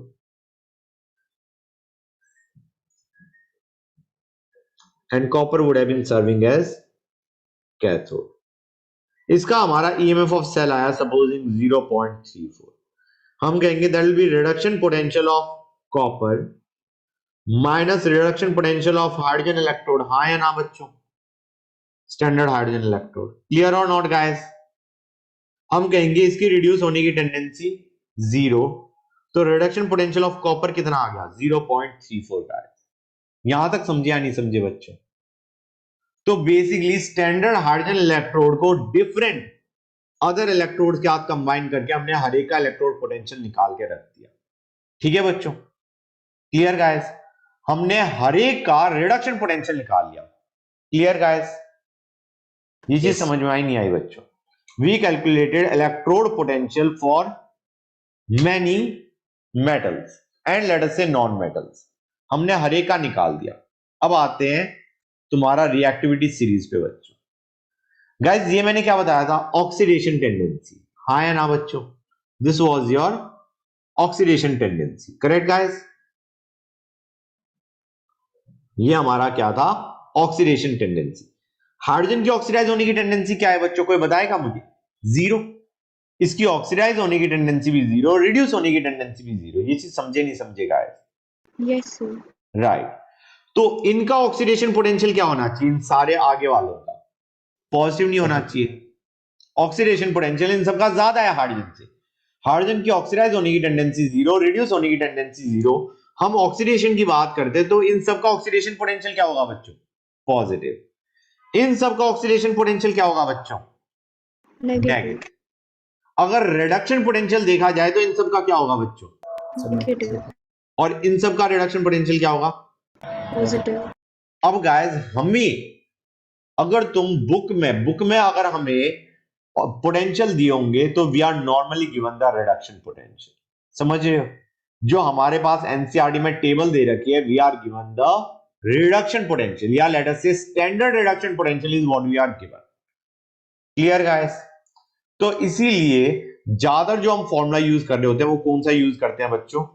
this third formula is the one that we use. जो हमें पोटेंशियल दिए होते हैं वो कौन से दे रखे होते हैं बच्चों? Reduction potential. तो the formula we use is reduction potential of cathode minus reduction potential of anode. That is the formula that we use guys. ठीक है बच्चों? क्योंकि हमें दिए ही रिडक्शन पोटेंशियल है। यहां तक कोई डाउट गाइस? बताओ मुझे, बोलो। अगर कोई डाउट है तो अभी बोलो। Good good. तो ये हमारा हो गया।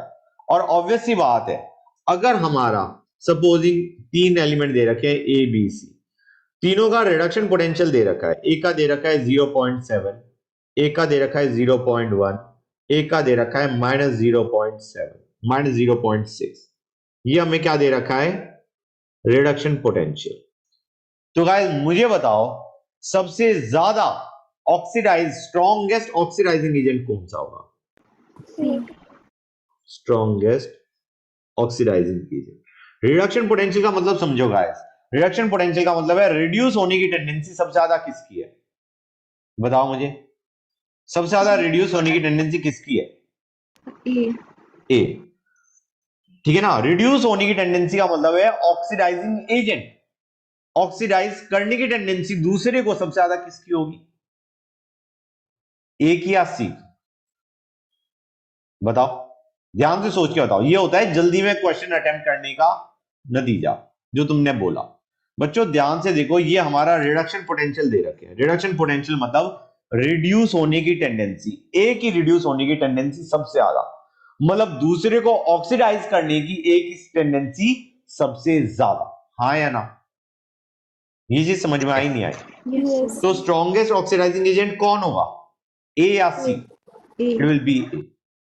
गाइस ये क्वेश्चन गलत नहीं होना चाहिए, बिल्कुल नॉर्मल क्वेश्चन है, लेकिन आई एग्री कि थोड़ी बहुत बच्चों को पेन हो जाती है सॉल्व करते हुए। तो गाइस उसमें ध्यान रखना, ऑक्सीडाइजिंग एजेंट का मतलब है एक तरीके से रिड्यूस होने की टेंडेंसी, रिड्यूस होने की टेंडेंसी। ऐसे क्वेश्चन अगर गलत करोगे तो जल्दी में ही गलत करोगे, अदरवाइज गलत होना नहीं चाहिए।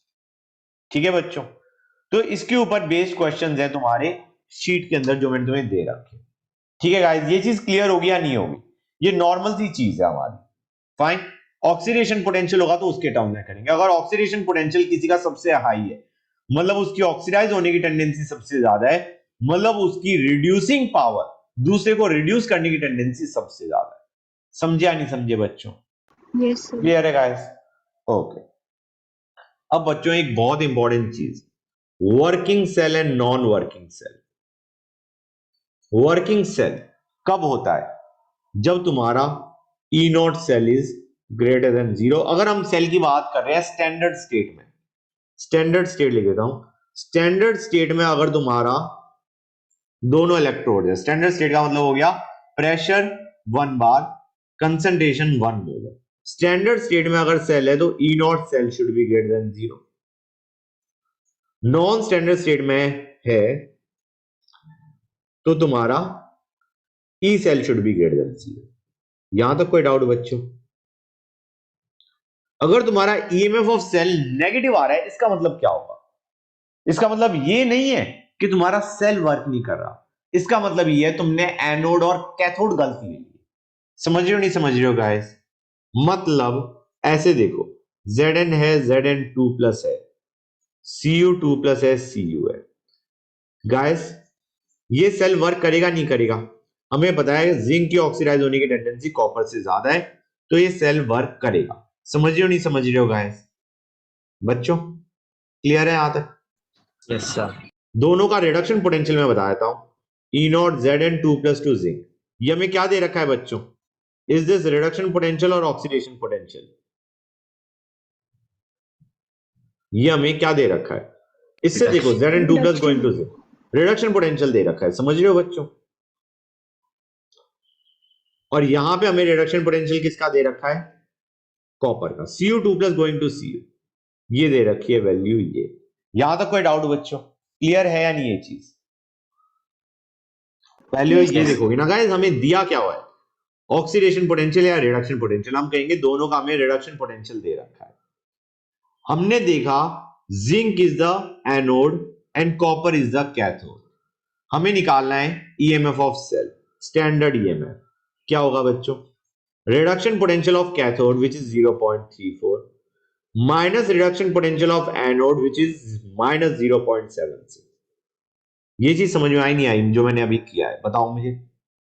Reduction potential of cathode minus reduction potential of anode. समझे नहीं समझे गाइस? yes, sir. ये आ गया 1.1 वोल्ट। हम कहेंगे ईएमएफ ऑफ सेल क्या आ गया? पॉजिटिव, मतलब your cell will work according to what you thought.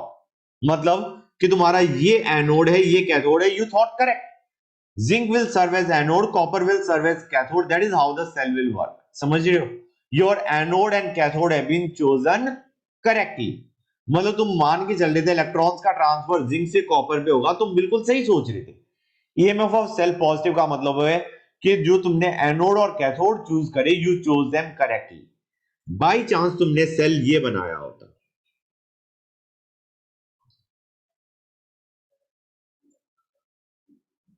तुम क्या करते, तुम ईएमएफ ऑफ सेल निकालते, स्टैंडर्ड ईएमएफ।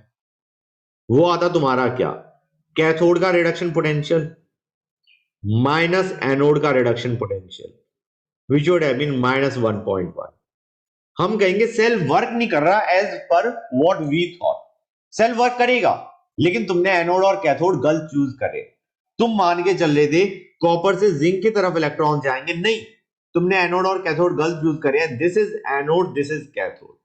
मतलब एक तरीके हम कह रहे हैं cell is not working, but cell is not working according to your idea of cell.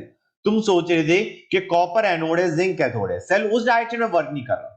मतलब एक तरीके से हम सेल नॉन वर्किंग कह सकते हैं, right. We can say that cell is not working, but actually idea is कि जो मूवमेंट ऑफ इलेक्ट्रॉन्स है that is in the opposite direction. समझे या नहीं समझेगा, बताओ मुझे, ये चीज क्लियर हुई या नहीं हुई? बताओ बच्चों कि सेल वर्क नहीं कर रहा according to what you chose as anode and cathode. Cell work करेगा इफ यू, मतलब in the opposite direction, electrons का transfer will be in the opposite direction then what you thought. Guys बताओ भाई, ये चीज समझ में आई नहीं आई? Yes, sir. Yes sir. पक्का? गुड। अब बच्चों एक और काम कीजिए, अगर हमें F22 F माइनस, ये क्या है बच्चों, इसका हमें ई नॉट वैल्यू दे रखी है, तो ये क्या दे रखा है बच्चों, ये हमें रिडक्शन पोटेंशियल दे रखा है, हाँ है ना। ई नॉट वैल्यू लेट अस से हमें दे रखी है कुछ x, तो बच्चों इसका तुम्हारा रिडक्शन पोटेंशियल क्या होगा, what will be the E not value for this? बताओ बच्चों। यहां पे मैं ही बता देता हूं क्योंकि तुम गलत करने वाले हो डेफिनेटली। गाइस ये जो ई नॉट है ना, that is a intrinsic property. Fine guys, clear और not? It is a intrinsic property. इसका जो ई नॉट होगा वो भी x ही होगा बच्चों। समझ रहे हो नहीं समझ रहे हो guys? It does not depend on stoichiometry. E या E naught does not depend on stoichiometry. Hold on बच्चों, does not depend on stoichiometry.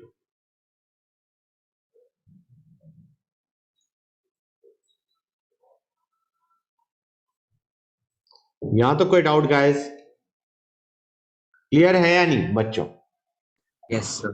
Okay, तो बच्चों ये चीज क्लियर हो गई ना बिल्कुल, कि तुम्हारा E not does not depend on the stoichiometry, कि तुमने कैसे बैलेंस किया उस पर डिपेंड नहीं करता। It is a intrinsic property guys. Fine बच्चों, अब एक चीज बताओ, इसके अंदर इस पूरा जो मैंने अभी तक समझाया, इसमें किसी बच्चों को कोई डाउट है तो पूछ सकते हो, नहीं तो I will discuss the sheet now. बच्चों बोलो गाइस, किसी बच्चे को कोई डाउट है इस पूरी शीट के अंदर, मतलब जो भी मैंने पढ़ाया अभी तक उसमें? ओके फाइन, सर मुझे है। बताओ बेटा।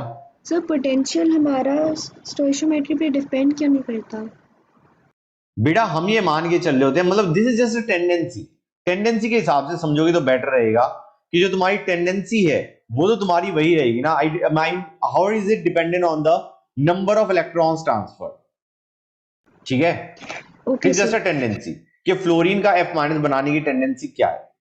We are just discussing that tendency. Tendency तो तुम्हारी वही रहेगी, चाहे तुम उसमें 1 मोल फ्लोरीन को F माइनस बनाओ या आधा मोल फ्लोरीन से F माइनस बनाओ। हाँ यस सर। और तो कुछ डाउट नहीं? No sir. ओके,